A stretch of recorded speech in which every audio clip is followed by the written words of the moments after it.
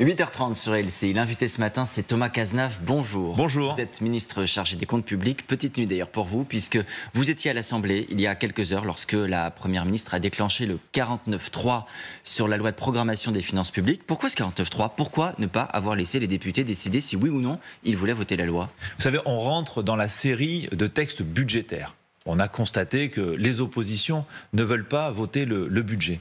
Moi, je ne leur reproche pas, d'une certaine manière. Les Français le comprennent d'une certaine manière.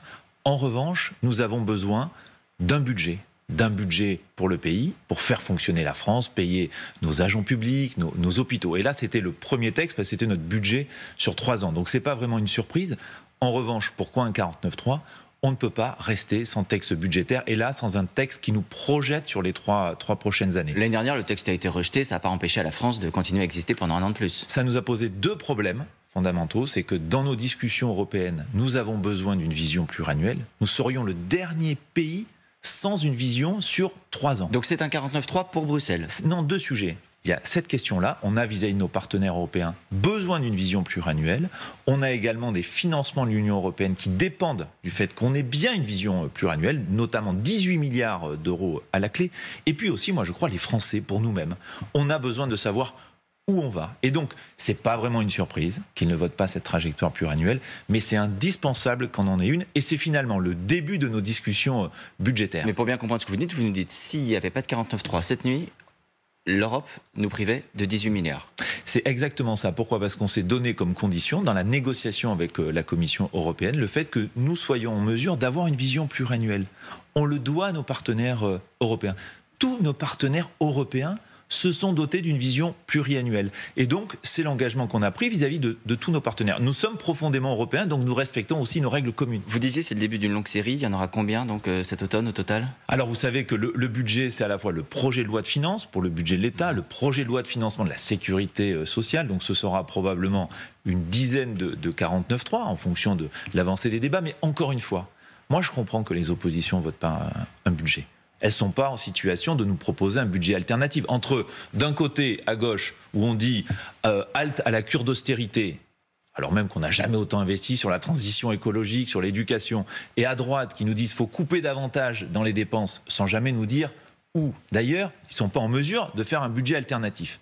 Et pour autant, moi, ma responsabilité de ministre des Comptes publics, c'est doter le pays d'un budget avant la fin de l'année. Vous dites, je comprends, sauf que les oppositions ne se contentent pas de ne pas voter. Dès cette nuit, Mathilde Panot, pour le groupe LFI, disait « Face au 49.3 autoritaire, je cite, on va déposer des motions de censure populaires », je cite toujours. Je rappelle pour nos téléspectateurs que la motion de censure sur les retraites, elle a été rejetée à 9 voix seulement. Ça vous fait pas peur, cette censure ? Ça vous fait pas peur, cette idée que le gouvernement puisse tomber cet automne ? Non mais c'est notre responsabilité. Je le redis encore une fois. Moi, je comprends que les oppositions ne votent pas les textes budgétaires. Je ne comprends pas qu'on pose une motion de censure sur les textes budgétaires. Est-ce qu'on a le choix ou pas d'avoir un budget ?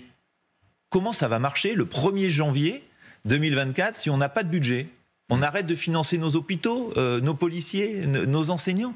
Ça serait pas raisonnable, ça serait pas responsable. Thomas Cazenave, et puis on va avancer sur cette question, mais est-ce que le Conseil des ministres d'hier a habilité la Première ministre à recourir au 49.3 d'ores et déjà sur tous les textes budgétaires ? C'est une affaire qui est déjà réglée, ça ? Elle a habilité le gouvernement à utiliser sur le texte que l'on vient de passer. Donc il faudra réhabiliter la Première ministre pour les prochains textes. Et le 49.3 qui est passé cette nuit, vous, est-ce que vous considérez qu'il sera toujours valable lorsque cette loi de programmation des finances publiques, elle reviendra à l'Assemblée dans quelques semaines, ou est-ce qu'il faudra utiliser le droit au 49.3 de la session ordinaire ? Non, on était en nouvelle lecture. Donc ça va nous permettre d'adopter d'une certaine manière ce 49.3, ce texte-là. Je le dis par ailleurs qu'il y a 49.3, mais il y a eu dialogue avec tous les groupes politiques. Le texte que nous avons adopté, il intègre des amendements des oppositions. Des amendements du Parti Socialiste, des écologistes, de LR, de l'IOT, tous les groupes quasiment. Oui, pour cocher les cases, mais c'est pas de nature à les faire changer Non, c'est pas vrai. J'étais en commission pendant des heures, on a débattu de ce texte on a débattu de tous les articles, on a intégré leurs propositions, donc il y a eu un dialogue. Personne n'attend à ce que vous réussissiez à faire une alliance avec le PC, les Verts, même le PS. La question, depuis le début, qui vous est posée, c'est ce que vous pouvez ou ne pas faire avec les Républicains. Hier, à votre place, le maire de Nice, Christian Estrosi, qui aujourd'hui est membre d'Horizon, dans la majorité, mais qui par le passé était chez LR, disait « Je suis favorable à toutes les coalitions intelligentes, justement pour éviter le 49-3 ». Est-ce que vous croyez que cette idée de travailler avec LR, de manière permanente ou ponctuelle, elle est encore possible? Est-ce que c'est un espoir que vous avez toujours? Non, mais nous, quand on discute avec LR sur la préparation du budget, on leur a dit, venez nous faire des propositions. Quelles sont vos propositions d'économie? Je dis, non, c'est pas assez vigoureux sur la baisse de la dépense. Quelles sont vos propositions? Et ils ont annoncé assez clairement qu'ils ne voteraient pas, ce texte. Nous, notre main, elle est toujours tendue vis-à-vis de celles et ceux qui veulent travailler pour notre pays, enrichir nos textes. On l'a fait avec les groupes politiques, je l'ai dit avec le PS, avec les écologistes, avec l'IOT, avec les LR. Notre ADN, c'est le dialogue. Après, on ne peut pas forcer celles et ceux qui disent qu'ils ne voteront pas nos textes à le faire. Et c'est la raison pour laquelle, comme il nous faut un budget, on utilise le 49.3. Est-ce que vous, faire passer des textes éventuellement grâce aux voix ou grâce à l'abstention du Rassemblement national, ça vous pose un souci? Il y a un débat dans la majorité sur la manière de considérer ces voix-là. Il y a sur tous les textes des positions différentes du Rassemblement national. Il y a eu des textes votés à l'unanimité à l'Assemblée nationale. Moi, comme parlementaire, j'ai porté des propositions de loi qui ont été votées à l'unanimité, par exemple. Moi, je considère que ça ne pose pas un problème. Et signer des textes avec eux, par exemple? C'est le cas de votre ancien collègue Frédéric Descrozaille, qui est un député de la majorité. Là, il a signé un texte sur la réserve parlementaire avec des élus du RN. Non, là, en revanche, comme parlementaire, je n'ai jamais porté avec le Rassemblement national des textes. Je trouve ça différent qu'un groupe politique décide, et c'est son droit le plus élémentaire de voter ou pas un texte. C'est différent de prendre une initiative politique, et c'est pas pour moi la manière dont j'imagine notre travail avec les autres groupes politiques. Alors venons-en au fond. Votre budget et vos prévisions. Le Haut Conseil des finances publiques s'est exprimé pour dire que de son point de vue, votre prévision de croissance est élevée. Bruno Le Maire a répondu, il dit que la prévision est sincère. Alors, en admettant que chacun soit de bonne foi, pourquoi cette différence d'appréciation? Pourquoi vous êtes si éloigné du consensus des économistes? Alors, l'année dernière, c'était déjà le cas. On nous avait dit, votre prévision de croissance, c'est pas la bonne, elle est trop optimiste, vous ne tiendrez jamais 1% de croissance en 2023. On va tenir 1% de croissance cette année. Alors là, pour le coup, vous avez vraiment un gros écart avec le consensus. J'y viens. Nos entreprises résistent. Résistent d'ailleurs mieux que chez nos partenaires européens. Vous voyez, l'Allemagne, par exemple, est rentrée en récession. Notre économie, elle est forte parce qu'elle a été protégée, parce qu'on a des entreprises qui sont dynamiques, parce qu'on est le premier territoire à accueillir des investisseurs étrangers. Mais ça, les économistes ne le voient pas. Et donc, d'abord, 2023, on nous avait accusé d'être optimistes. Finalement, la réalité est conforme à notre prévision. Le FMI, l'OFCE prévoit 1,3% de croissance l'année prochaine, très proche de ce que nous prévoyons, nous, à 1,4%. Pourquoi? Parce qu'ils intègrent l'effet de nos réformes. Nous considérons que la réforme des retraites, la réforme de l'assurance chômage, la réforme des lycées professionnels, la réforme du service public de la petite enfance, la poursuite de la réforme de l'apprentissage vont avoir et continuer à avoir des effets sur la croissance, l'emploi. Nous sommes près du plein emploi. Nous avons 7% de chômage et je crois qu'on est prêt à atteindre l'objectif d'ici 2025 de 5%. Alors, imaginons que vous ayez raison, et on va vous le souhaiter, parce que c'est l'intérêt du pays. Mais il y a la question du déficit aussi. Je reviens au Conseil des finances publiques, même chose, il trouve que votre prévision de déficit est optimiste. Bon, on a compris que vous êtes persuadé que vos prévisions sont les bonnes. Si on va un peu plus loin et qu'on parle du désendettement, le gouvernement promet d'accélérer le désendettement. En même temps, dans le budget, vous nous dites la France va emprunter 285 milliards d'euros sur les marchés en 2024. C'est un record. Est-ce qu'on peut dire notre priorité, c'est le désendettement, et on emprunte un montant record sur les marchés? Alors, il y a deux sujets différents. Oui, il faut baisser la dette. Pourquoi il faut baisser la dette? Vous savez qu'en 2027, nous paierons 75 milliards d'euros de charges d'intérêt, plus que le budget de l'éducation nationale. Celles et ceux qui disent « c'est pas un problème la dette », se trompent parce que c'est autant d'argent. C'est vous qui avez construit un budget qui vous conduit à vous endetter. C'est en partie le fait que nous avons protégé massivement le pays dans les crises successives que nous avons rencontrées, de la crise Covid à la crise énergétique. Et je veux dire, on a bien fait de protéger. Si on a 1% de croissance, si on a un taux de chômage de 7%, on n'a pas laissé l'économie s'effondrer. On a protégé les Français. Passé la crise, on doit réduire notre déficit public. parce que la dette est importante, parce que les 75 milliards que nous allons consacrer à rembourser notre charge d'intérêt, on ne peut pas la mettre dans la transition écologique, on ne pourra pas la mettre dans nos services publics. Donc, c'est un esprit de responsabilité. En 2018, nous avions 2,3% de déficit. Nous devons revenir, je dirais, une gestion normale, finalement, Mais dites-le peut-être au ministre de l'économie, au ministre des comptes publics, parce que visiblement, ils ont quand même construit un budget avec de l'endettement. Non, on réduit progressivement notre déficit public. On était à 5%. On va passer à 4,5%. Vous savez, moi je ne crois pas aux cures d'austérité, on coupe dans les services publics, on augmente les impôts. Il y a eu des erreurs qui ont été faites en 2008, qui nous ont amenés dans le mur. On assume un redressement progressif. Et comment vous progressif faites de nos finances publiques, de notre déficit public et de notre dette. Comment vous faites, Thomas Cazenave, sachant que certaines dépenses ne sont pas financées? Le président, dimanche soir, a annoncé à la télévision une indemnité carburant pour les travailleurs modestes. Je crois que le coût est estimé à un peu plus de 400 millions d'euros. Où est-ce qu'on prend ces 400 millions d'euros? Ce sera dans le budget. Ça y est, pas aujourd'hui. Non, ce sera dans le budget. Pourquoi ce sera dans le budget? On ne peut pas laisser celles et ceux qui travaillent, qui n'ont pas le choix que de prendre leur véhicule pour aller travailler tous les jours, sans solution face à l'augmentation des prix. Donc on va s'endetter de 400 millions de plus encore? Face à l'augmentation des prix des carburants. Je vous réponds sur comment on va le financer. Oui. Donc ça, c'est une réaction en responsabilité face aux propositions notamment des uns et des autres qui voudraient remettre une ristourne carburant qui coûterait 12 milliards d'euros.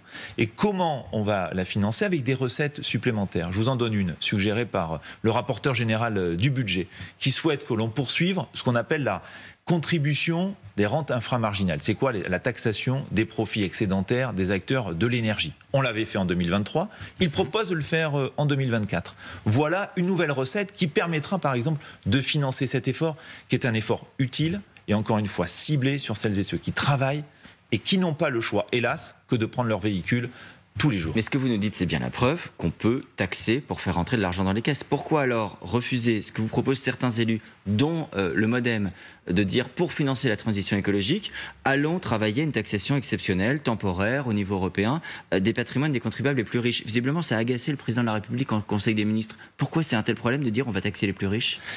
Dans le cas des dialogues de Bercy, moi j'ai réuni les groupes... Tous les groupes politiques à l'Assemblée, au Sénat, sont venus pour préparer ce budget. Un certain nombre de groupes politiques ont dit il faut qu'on s'attaque aux plus fortunés qui échapperaient à l'échelle internationale à l'impôt. Nous sommes d'accord pour travailler sur ce sujet-là. Donc vous retenez cette proposition? Je vais y venir. On est d'accord pour travailler avec notamment Jean-Paul Mattei, le président du groupe MoDem, qui la porte. Pourquoi on est d'accord? On fait, pour la première fois dans notre histoire, on va mettre un taux d'impôt minimal des sociétés, 15%, qui a été négocié, porté par la France au sein de l'OCDE et qui trouve enfin son aboutissement. On est d'accord pour faire exactement la même chose pour les particuliers. Ce qui n'aurait aucun sens, c'est le faire à l'échelle nationale. Uniquement une taxe sur les plus riches à l'échelle nationale n'aurait aucun sens. Donc qu'on ait une initiative européenne internationale, nous y sommes favorables. Nous avons d'ailleurs proposé à tous les groupes de venir former un art de réflexion pour essayer de bâtir ensemble ce qui pourrait être une initiative diplomatique de la France. Ou quand Bruno Le Maire dit à la majorité, il faut être responsable, ça ne s'adresse pas à Jean-Paul Mattei? Non, sur ce sujet-là, on est d'accord avec Jean-Paul. Donc ça s'adresse à qui? Il n'y a personne qui a fait de remontrance sur l'idée qu'à l'échelle internationale, cette réflexion qu'on a portée pour les entreprises, il ne fallait pas la porter pour les particuliers. Sur la question des taxes, vous avez quand même prévu une taxe sur les surprofits, pour dire simple, on va dire des sociétés d'autoroutes et d'aéroports, même si ce n'est pas formulé comme ça. Vous nous dites les prix des péages ne vont pas augmenter. Les sociétés d'autoroutes, à commencer par Vinci, disent une hausse des taxes, c'est inévitablement une hausse des péages. Est-ce que Vinci ment? D'abord, qu'est-ce qu'on fait? On souhaite mettre à contribution les gestionnaires de grandes infrastructures de transport polluants, il faut dire la réalité, c'est-à-dire aéroports et autoroutes, au service de notre transition écologique. Nous, on n'augmente pas les impôts. On s'autorise une chose. Les taxes. Bon. C'est verdir notre fiscalité. C'est s'assurer que notre fiscalité, elle est cohérente avec notre ambition en matière de transition écologique. On met 7 milliards d'euros de plus sur la transition écologique. Et 7 milliards d'euros de la transition écologique, c'est pas pour, d'un autre côté, continuer à encourager ou faire comme si notre fiscalité, elle était encore brune. Donc on l'adapte. Et les péages ne peuvent pas augmenter sans l'autorisation de l'État. Ce n'est pas une taxation des autoroutes, c'est une taxation des infrastructures de transport les plus polluants pour financer ce qu'on appelle la décarbonation, les mobilités propres et concrètement, par exemple, le ferroviaire. Donc ça veut dire, vous nous dites, nous n'autoriserons pas l'augmentation. Non. Sauf que Vinci dit, il s'agit d'une taxe qui nous vise, nous, donc la jurisprudence prévoit que dans ce cas-là, nous ayons droit à une compensation. Non, c'est le cas si c'était une taxe qui portait uniquement sur les sociétés d'autoroutes. Ce n'est pas notre cas. On est d'accord, c'est quand même 3/4 les sociétés d'autoroutes.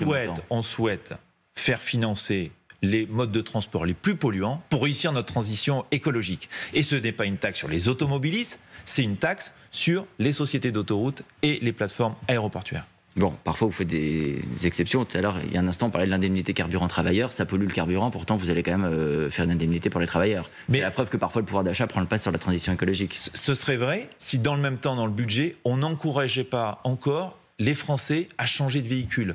On augmente le bonus pour prendre des véhicules propres. On continue à avoir une fiscalité qui pénalise notamment les flottes de véhicules professionnels, des entreprises, qui sont soit des véhicules lourds, soit les véhicules les plus polluants. Donc on met en cohérence notre fiscalité avec notre enjeu en matière de transition écologique. Parce que comme ministre du budget, moi j'ai la question de la dette financière, mais aussi la question de la dette écologique. Et on ne peut pas continuer à gérer le budget comme il y a 30 ans en faisant comme si il n'y avait pas aussi la question de la dette écologique. Avec Bruno Le Maire, on l'assume.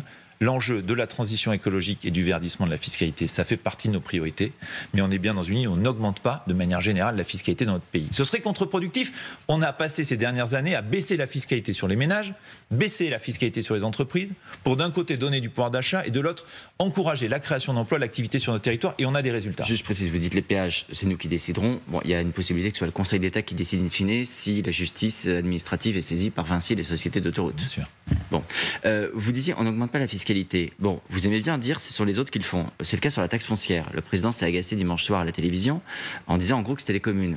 Christian Estrosi, qui n'est pas soupçonnable d'être anti-macroniste, puisqu'il est dans votre majorité, hier sur ce plateau, disait « Mais on n'a pas augmenté la taxe foncière. La plupart des communes ont simplement répercuté la hausse de base d'un peu plus de 7%, qui a été décidée par l'État. Il n'y a qu'une partie des communes qui ont augmenté leur taxe foncière. » L'État n'a rien décidé. Ah bon? Non. Les 7%, c'est pas l'État? Et non.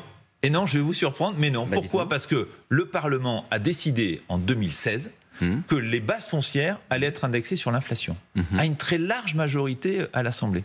Et depuis, nous n'avons rien touché. C'est automatique. C'est un choix de la majorité au Parlement d'indexer. Pourquoi?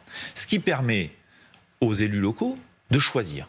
Certains élus, vous avez raison, face à l'augmentation des bases, ont décidé de ne rien faire. 85% des maires n'ont rien touché. 15% ont décidé d'augmenter. Et puis il y a 1 ou 2% qui ont décidé de baisser le taux pour éviter d'amputer le pouvoir d'achat des Français. Moi, ce que je veux dire, j'ai entendu aussi des élus dire « Ah ben, on augmente la taxe foncière parce qu'on a supprimé la taxe d'habitation ». Mais la taxe d'habitation, elle a été compensée à l'euro près pour les communes. Donc l'évolution de la taxe... Ça fait bondir beaucoup d'élus, ce que vous dites. Mais... Non, mais attendez, comme ministre du budget, je veux le dire avec beaucoup de gravité, la taxe d'habitation, elle a été compensée à l'euro près. On l'a fait pour soutenir le pouvoir d'achat. Donc, que les communes, que les maires qui décident d'augmenter le taux de la taxe foncière, l'expliquent par des considérations locales. Moi, je considère que c'est un impôt local et donc un débat local. Trop facile de mettre ça sur le dos de l'État. Oui, on a bien compris que vous ne vouliez pas qu'on dise que vous augmentiez les taxes. Quelques petites questions que le budget laisse encore ouvertes. C'est le cas notamment sur les conditions d'obtention d'un prêt immobilier.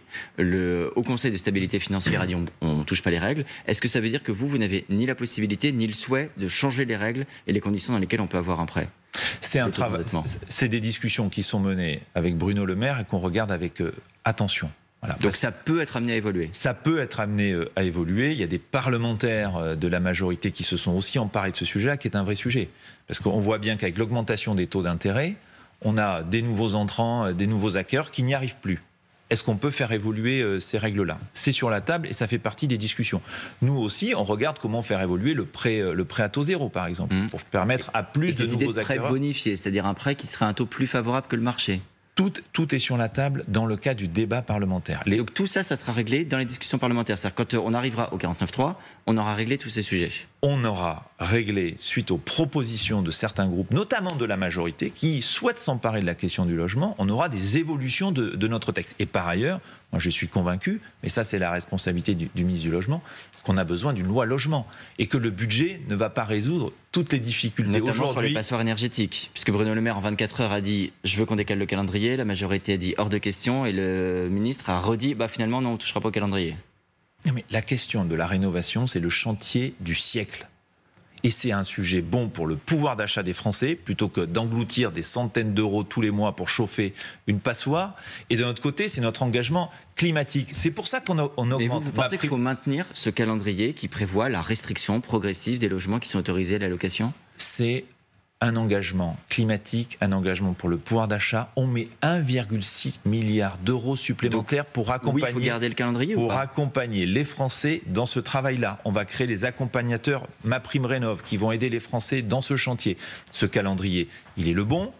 On accompagne les Français. Est-ce qu'il faut revoir, donner de la souplesse sur les modalités, sur les diagnostics, ce qui est un peu l'idée de Bruno Le Maire? Je crois que tout est sur la table. En revanche, on a une ambition climatique, une ambition pour le pouvoir d'achat, et ça passe par la rénovation énergétique. En un mot, 2 questions de calendrier pour terminer. Les franchises médicales, quand est-ce qu'on sera fixé sur quand est-ce qu'elles augmentent, de combien? Et quand est-ce que ça rentre en vigueur? Alors, les franchises médicales, c'est pas dans le projet de loi de financement de la sécurité. C'est pour ça que je demande quand est-ce qu'on sera fixé? Vous avez raison. Il y a un enjeu autour de la consommation de médicaments. Moi, comme ministre des Comptes publics, je regarde l'explosion des dépenses de santé, des médicaments. C'est autour des franchises un enjeu de régulation de la prescription des médicaments. Ça doit se discuter aussi avec les professionnels de santé. Donc, quand est-ce qu'on sera fixé? Dans les prochaines semaines, on sera fixé sur l'ensemble des mesures. C'est pas que la franchise, c'est aussi les pratiques des professionnels de santé sur comment ils prescrivent des médicaments. Est-ce qu'on peut prescrire à l'unité? Comment on limite le gaspillage de médicaments qui existe aussi dans notre pays? Merci beaucoup Thomas Cazenave d'avoir été ce matin pour nous apporter toutes ces précisions sur LCI et puis d'autres à venir donc.